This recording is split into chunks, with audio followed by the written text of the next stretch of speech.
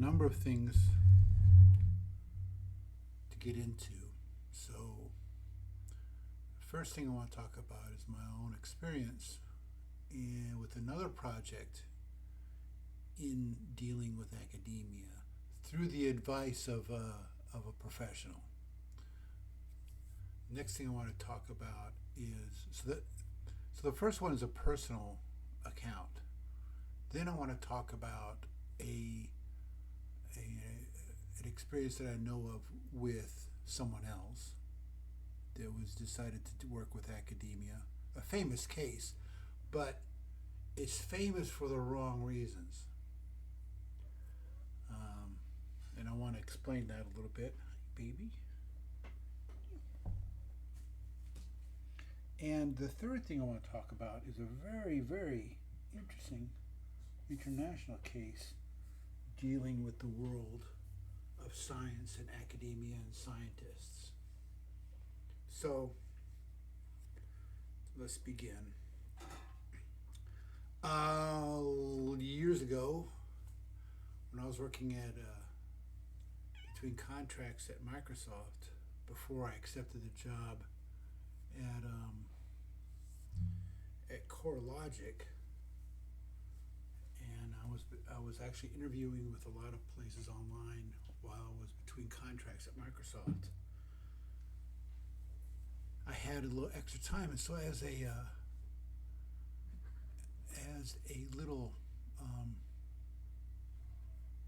pastime or thought exercise, a little programming exercise, I took it upon myself to do a challenge. Now, this challenge I discovered when I was horrified to learn that there are people in today's world that claim the Earth is flat. And one of these flat earthers was a guy named Zen Garcia out of a little town in Georgia. And he had this challenge for $7,000, I think it was, to write, to show two experiments that prove that the Earth is not flat. And I told him, dude, this is easy. It's easy. So I wrote a couple proofs that the Earth is a ball. Okay, so they're both mathematical proofs, and they're on GitHub. Okay, so the first proof, they're both mathematical programs that were used. So part of the thing was that he tried to make it as hard as possible, Zen Garcia. He said it had to be something that's applicable and useful and people can get value out of. Okay, that's what he thought was like a breakwater, a dam that would stop the proofs from coming. But no, I polished those off really quickly. So the first proof that the Earth is not flat was a program that calculated the distances, the difference in the distance between the top of suspension bridge towers, the distance from the top versus the distance at the bottom. So China has these colossal two-tower suspension bridges that are just enormous. They go over a huge, vast expanse.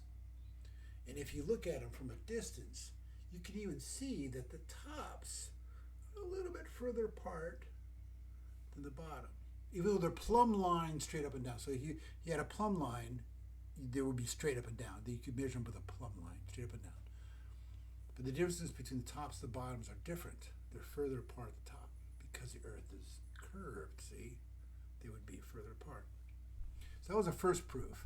And it was useful. You put in the geodetic data about the curvature of the Earth and the latitude and longitude of the location, and it would crunch the numbers and come up with the what you'd expect. Now, it would be useful for people who are actually construction workers building gargantuan suspension bridges.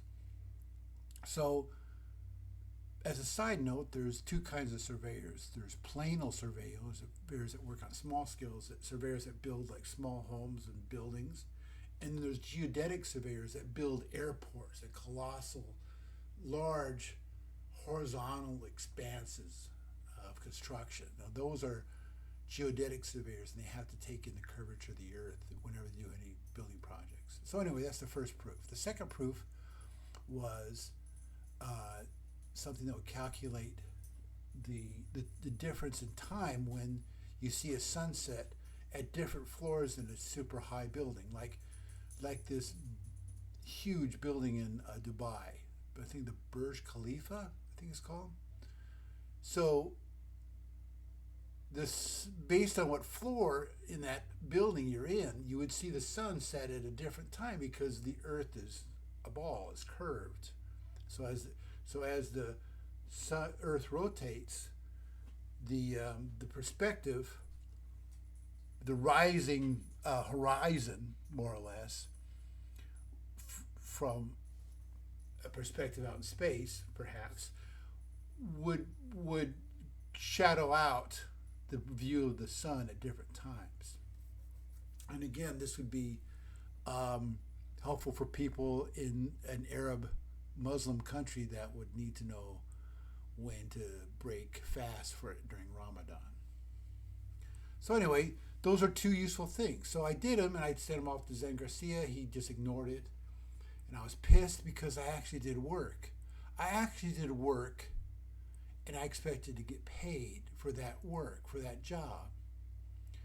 So the job at CoreLogic in Oxford, Mississippi was not a good job. So what happened was, this was a small little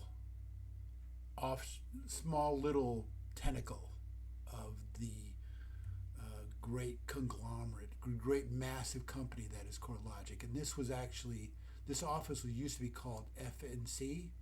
It was created by two Ole Miss professors who sold it off, and they made a very grotesque spectacle at the meeting where they announced that they sold off the company to CoreLogic. And they marched out much like I don't know what it's called, a person in the marching band who marches out in front, and he has this really exaggerated arm and leg movements as they're marching out the door.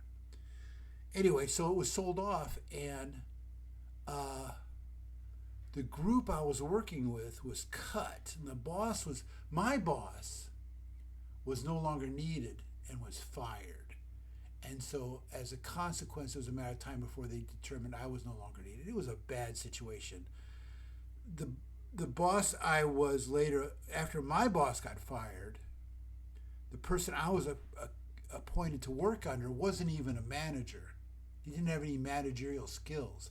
And he and a few other developers, his peers, they all moved out to Dallas. And so I had to report to him via video conference, and he couldn't understand the difficulties, burdens, and pressures I was put under.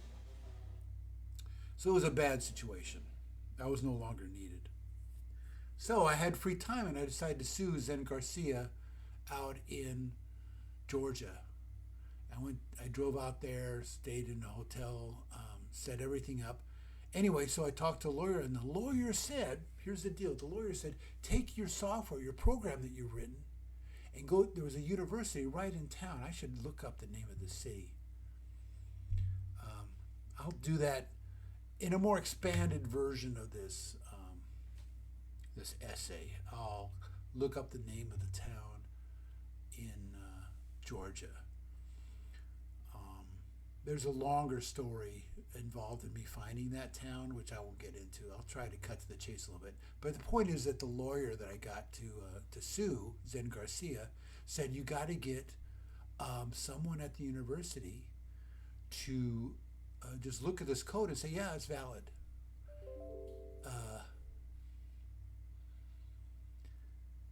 I learned the hard way. I learned a lot. I learned how the legal system is in the United States. I learned that in a small claims court, a clerk can oversee it.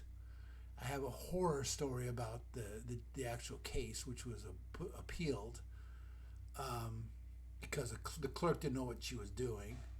And she oversaw and she passed judgment on the small claims court case, as clerks are allowed to do. I found out the entire legal system is just set up to make lawyers money, and that's it. Full stop. The truth isn't decided in a court of law, really. Yeah, and I had to appeal it. But the point is, I want to focus on here is that the lawyer, in the sense that, in case it finds someone at the university, in the math department, the computer science department, who can say this is good. And I called the university and I talked to a very nice secretary there, and they said, "Oh, you need to talk to so and so." I won't say his name in this really quick video, but let's call him Blackwell, Professor Blackwell. He was the head of the such and such math computer science department. So I emailed. He was always busy. I got his email address. I called him and I emailed him. And on the phone, he very shyly said, I told him that this is going to be great for the university. This will help education and everything. Win a case against the flat earthers. It'll be great for education. And he said very hesitantly in a hushed tone, "I don't want to." And that's the only word I heard from him. So I came back. I went back to the university, tried to get a hold of him, tried to talk to him, and so I was on full throttle that whole time, and I decided to, I learned about subpoenas, that you can subpoena people to appear in court. And the way I viewed a subpoena was, it was like an excuse to get out. I thought I had won him over. I thought I wrote very profound, well-written, elegantly formatted, very convincing emails to him. I had no doubt that he'd want to participate in. I laid out the reasons why it was going to be good. Him, and I actually deal with other people too, but I want to just focus on this guy. I got other witnesses too lined up, but the way I saw a subpoena was, it was like a get out of work day card. You can show it to your boss, your supervisor. Look, it's an excuse. Look, I have to take this time off work. I have them subpoenaed. So I learned how bizarre people can be. He got the subpoena, and he called the university legal department to see, is this for real? And they checked on it. They called the court. Yeah, it's real. And they said, oh, you got to get rid of this. You got to make it go away. And yeah, I learned a hard lesson dealing with the world of academia. The bottom line is, so he fought it. He pushed it off to his legal department. They were going to fight the subpoena. The bottom line is this: the world of academia is like a very close-knit family of peers. It's a little clique. It's a little group of peers that help each other out. They do not want to help society. They want to teach. They want to write books, write papers. They're a closed-off world from the rest of the world. One would think from the outside that they have some kind of altruistic motivations to help society, and they don't. And so that's my personal experience. I can elaborate on it more if you want. Now I want to talk about someone else's experience with the world of academia. And years before Trump was a politician, before he was doing the show The Apprentice, he got a reputation in the world of real estate that was almost godlike. He got the reputation of a miracle worker. He took the ice skating rink that was outside Rockefeller Plaza that was all dilapidated, and he bought it, he turned it around, and he made it flourish.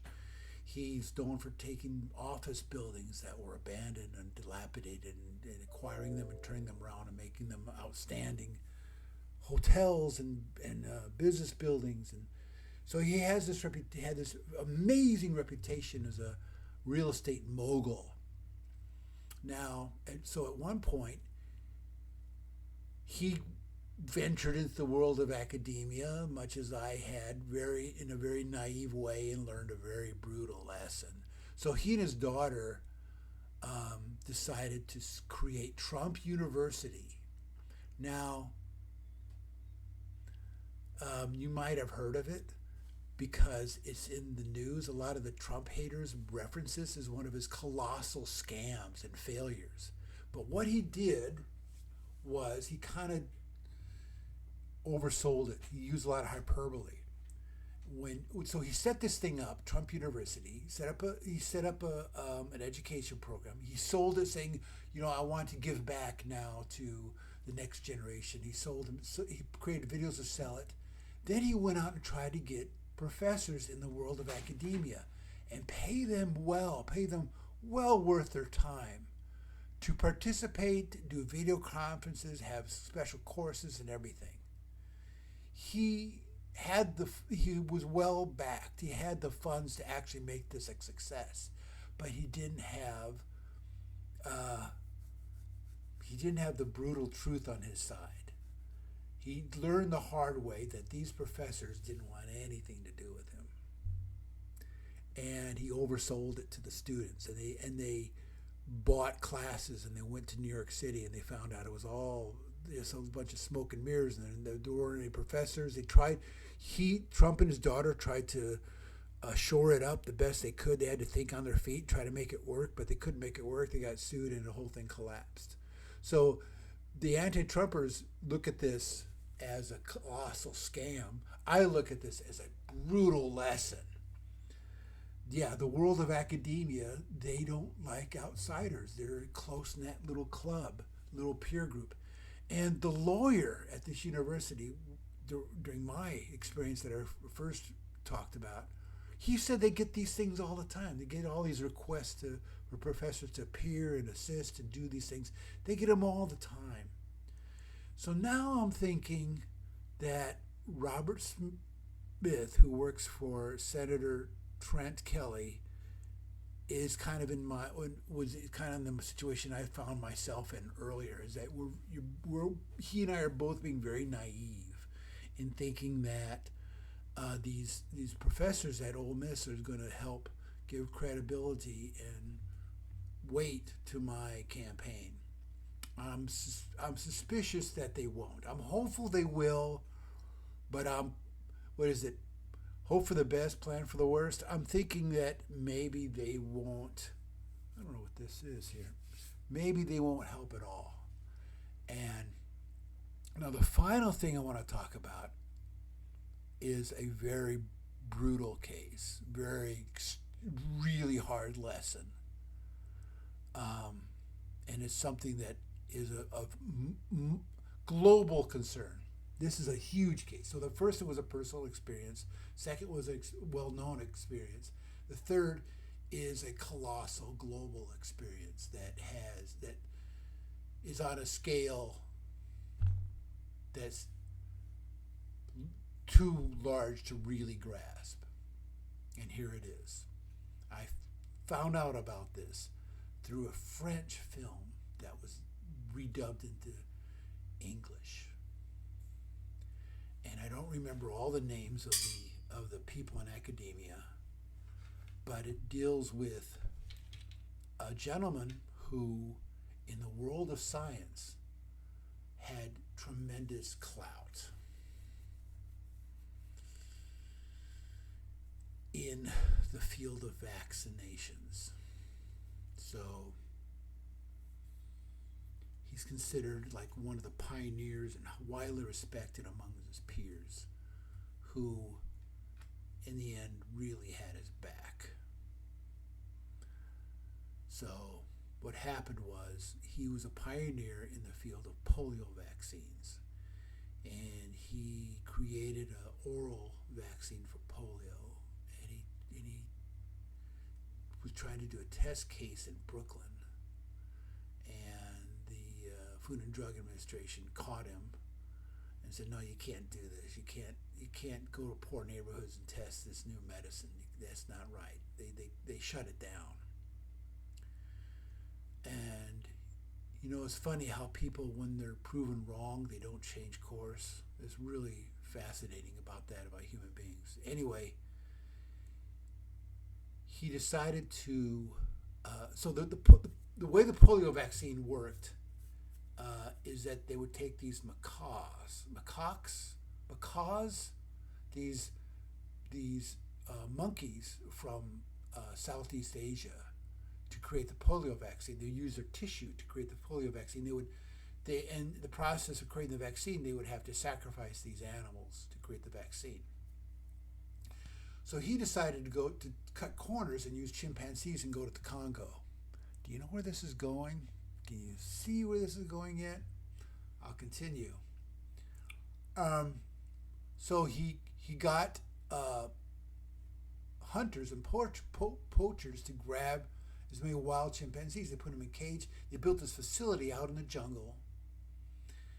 And by the way, this French documentary was going through all the evidence. They went out to this jungle that now is all overgrown, but they could see where this facility was, and they even interviewed the male nurses and the hunters that gathered up these wild chimpanzees, and they sacrificed them to create a polio vaccine. Now, here's the problem. They didn't know this, but all chimpanzees carry a simian kind of HIV virus that's passed between chimps, or a large number of chimps in a population. And in fact, if you give the virus, that chimp HIV virus, to another chimp, they actually make them stronger. They boost their immune system. So there's differences in their physiology that apparently this guy didn't know about, and that the simian HIV virus could easily mutate to be HIV virus for humans, and it was in the polio vaccine. And he gave the vaccine to these Africans in the Congo, and they all got AIDS. Now, all this information was figured out by a reporter working for Rolling Stone magazine, and he put it in his little paper, and the people, apparently not a lot of people read it, because I would think this would be common knowledge now, but it sparked alarm in the world of academia, because this little tight-knit peer group that I told you about was being threatened. Now, the way they saw it was, if this becomes widely known, what it can do is it can generate an irrational fear among the world population of vaccines. It can create a distrust of the medical institutions and establishments. And it's an attack among one of us. So there's some sort of highbrow, elite chamber in London. I don't know what it's called. Again, I'll have to go back and look through all the details and remake this essay and video, that challenged this Rolling Stone magazine writer to come and have a debate on the origins of AIDS. And he was very naive in thinking that it would be fair. It wasn't fair.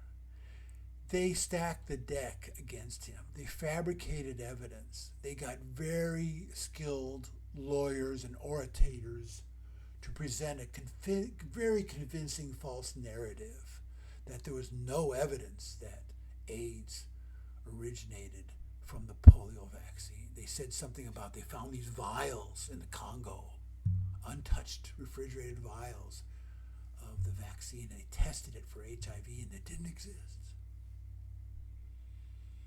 Yeah, they set him up. It was a complete setup, and they destroyed him. And that's the end of the story.